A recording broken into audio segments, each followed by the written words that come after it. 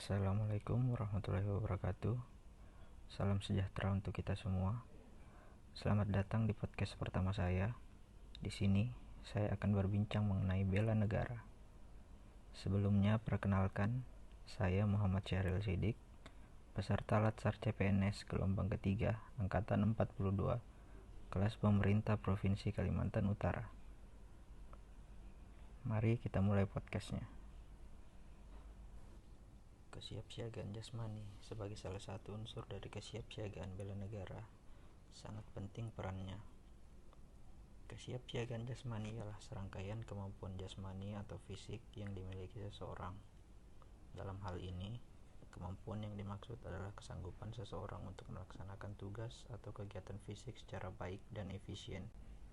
Kemudian, kesiapsiagaan jasmani di sini harus ditopang dengan kesehatan. Karena kesehatan merupakan poin penting dalam kesiapsiagaan jasmani.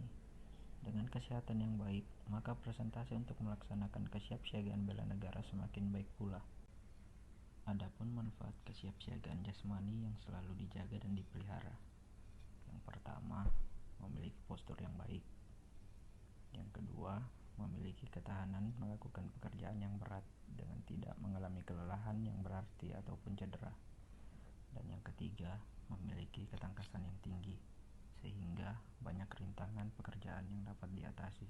Adapun bentuk latihan yang kita dapat terapkan dalam menjaga kesiapsiagaan jasmani, seperti lari 12 menit, pull up, sit up, push up, shuttle run, lari 2,4 km, dan berenang.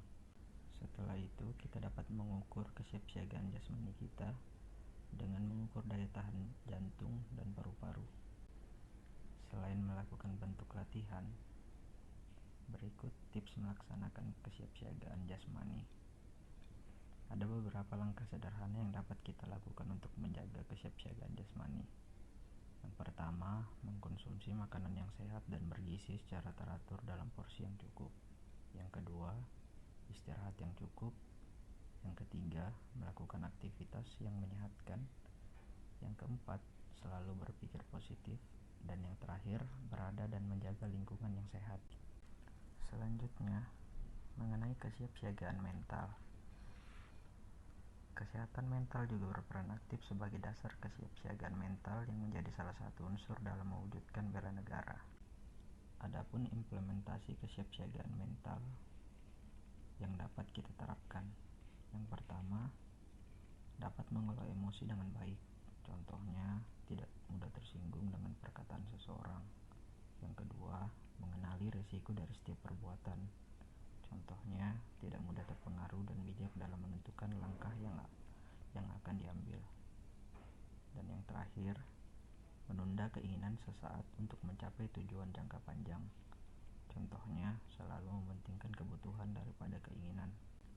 Selain membicarakan tentang kesiapsiagaan jasmani dan kesiapsiagaan mental, pada kesempatan kali ini saya akan menjelaskan sedikit mengenai kecerdasan emosi dan komponen dalam kecerdasan emosi.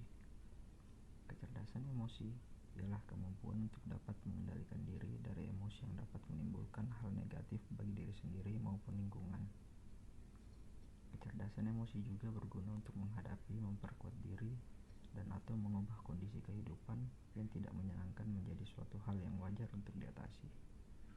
Berikut 4 komponen dalam kecerdasan emosional. Yang pertama, kesadaran diri sendiri. Yang kedua, pengelolaan diri sendiri. Yang ketiga, kesadaran sosial. Dan yang keempat, pengelolaan hubungan sosial. Kemudian, bagaimana sih cara melatih atau meningkatkan kecerdasan emosional? Yang pertama, kenali emosi yang dirasakan. Yang kedua, minta pendapat atau nasihat orang lain. Yang ketiga, mengamati setiap perubahan emosi dan mood. Yang keempat, menulis jurnal atau buku harian. Yang kelima, berpikir sebelum bertindak. Yang keenam, menggali akar permasalahannya. Yang ketujuh, berintrospeksi saat menerima kritik. Yang kedelapan, memahami tubuh sendiri. Dan yang terakhir, terus melatih kebiasaan tersebut. Sekian dan terima kasih. Sampai jumpa di podcast selanjutnya.